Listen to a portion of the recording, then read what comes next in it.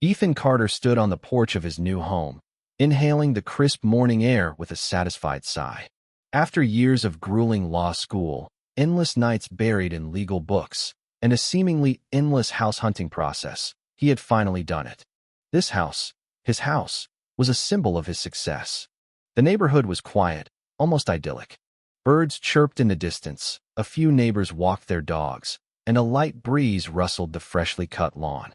Everything was perfect, until she arrived. A sharp, irritated voice shattered the tranquility. "Excuse me, what do you think you're doing in my house?" Ethan turned, half expecting a prank. But there she was, a middle-aged woman with short, tightly curled blonde hair, a deep frown carved into her face, and an expression that suggested she had just caught a burglar in the act. She stormed up the porch steps, her oversized handbag swinging aggressively by her side. "Can I help you?" Ethan asked, already sensing this was about to be a problem. She scoffed. "Help me? You can start by explaining why you're standing on my porch." Ethan blinked. "Your porch?" "Yes, my porch. My house. You have 5 seconds to get off my property before I call the police."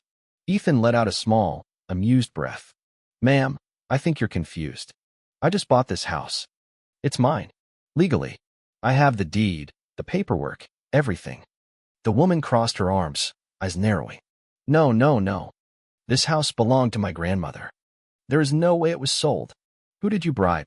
At this point, Ethan was torn between laughing and being mildly concerned. "I didn't bribe anyone. I went through a real estate agent, paid the full price, signed the contract. It's my house now." But she wasn't having it.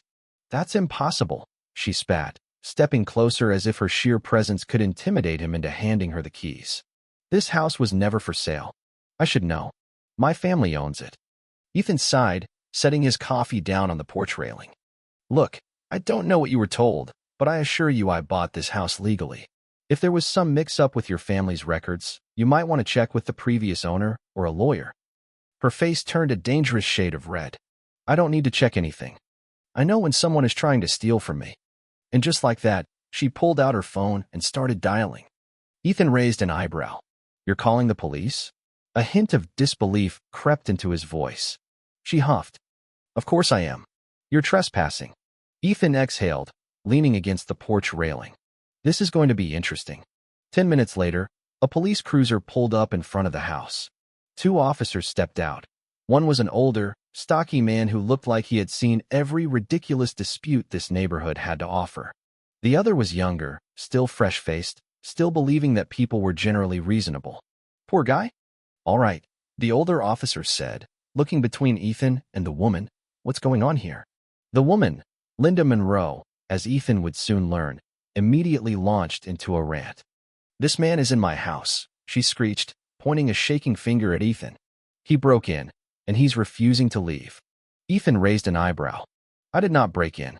This is my house. I have the paperwork to prove it." The younger officer glanced at him. "Sir, do you have any identification and proof of ownership?" Ethan nodded, already pulling out his wallet. "I do. My driver's license.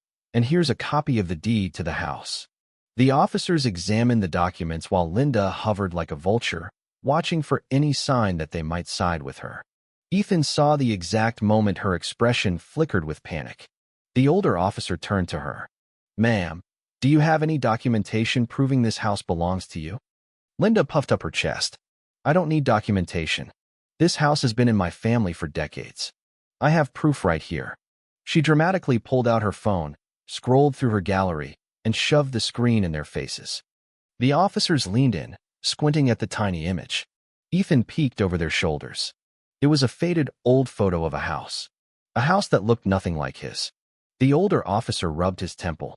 "Ma'am, this doesn't match the property in question. It's the same house. They changed things. The front porch used to have white railings," she insisted. The younger officer sighed.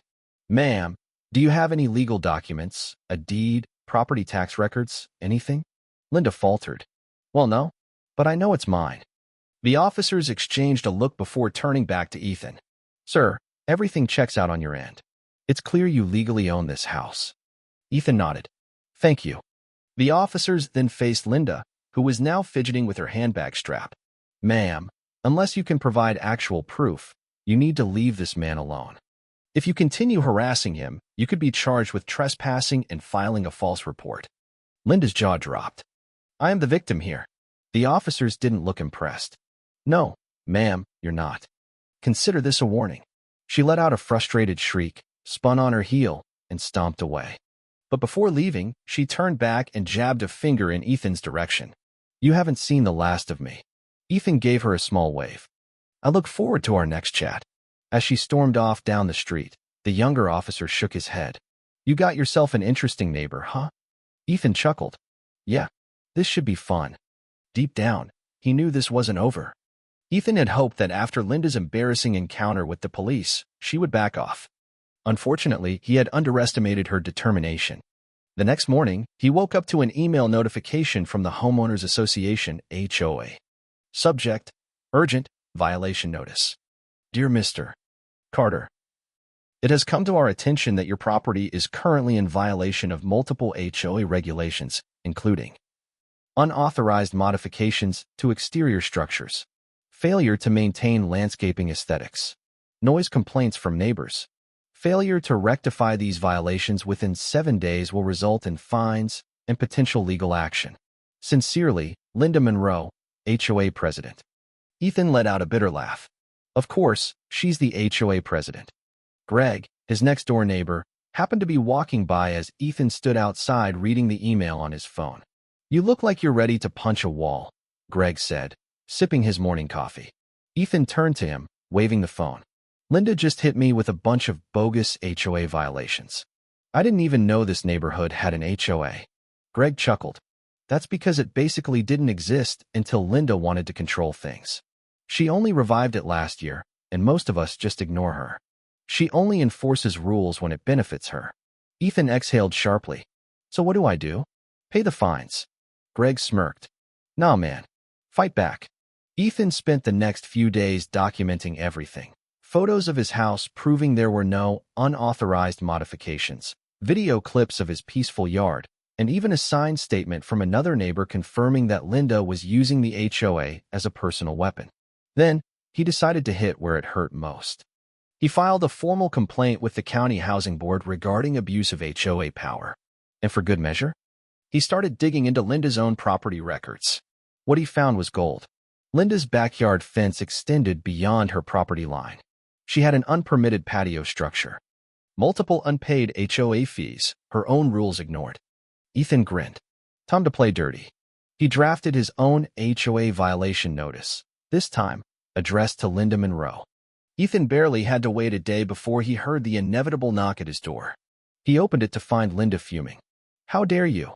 She shrieked, waving the violation notice he had slipped into her mailbox. You have no authority to issue HOA violations. Ethan crossed his arms. Neither do you. But since we're playing this game, I figured I'd hold you to your own standards. Linda's face turned red. This is harassment. I will sue you. Ethan shrugged. Feel free. But I already submitted your violations to the county. Might want to check on those unpaid HOA fees while you're at it. Linda's mouth opened and closed like a fish gasping for air. Then, with a furious huff, she spun on her heel and stomped away. Greg, who had been watching from his own porch, burst into laughter. Dude, you just broke her brain. Ethan smirked. Good. Maybe she'll finally leave me alone. But something told him this war was far from over. Ethan thought he had scored a victory, but Linda was far from defeated. The next morning, he woke up to the sound of a tow truck's engine rumbling outside. Pulling back the curtains, his stomach dropped. A tow truck was parked in his driveway, and a man in a reflective vest hooking up his car. Ethan rushed outside. Whoa, what the hell are you doing? The tow truck driver barely looked at him. HOA ordered tow. Your vehicle is in violation. You need to take it up with them. Linda appeared from her porch, arms crossed, a smug grin on her face. You left your car too close to the sidewalk. That's an HOA violation, Ethan. I'm just enforcing the rules. Ethan clenched his fists. You're seriously towing my car over a few inches? Linda shrugged. Rules are rules. Greg, who had just stepped outside, let out a low whistle. Man, this lady is unhinged. Ethan took a deep breath, forcing himself to remain calm. She wanted him to lose his temper. but she was about to realize he could play dirtier than her. Ethan wasted no time. He filed a legal injunction against Linda and the HOA, citing targeted harassment and abuse of power. He also forwarded the HOA's shady practices to a local news station. 2 days later, the headlines were everywhere. Homeowners Association president accused of abuse of power. Local resident's car illegally towed by HOA president. By noon, HOA board members were furious at Linda. She had officially turned their quiet operation into a public scandal. That evening, an emergency HOA meeting was called. Dozens of neighbors showed up, angry and demanding answers. Ethan stood up. "I propose a vote to remove Linda Monroe from the HOA presidency." The room erupted in agreement. The vote. Unanimous. Linda was officially kicked out. Days later, Ethan stood on his porch, watching as Linda's own car was towed away, not by the HOA, but by the city. Turns out, she had unpaid parking tickets. Greg handed Ethan a beer. "So, what's next?" Ethan grinned. "Finally enjoying my damn house." For the first time since moving in, peace had returned. And Linda? Well, rumor had it she was moving out.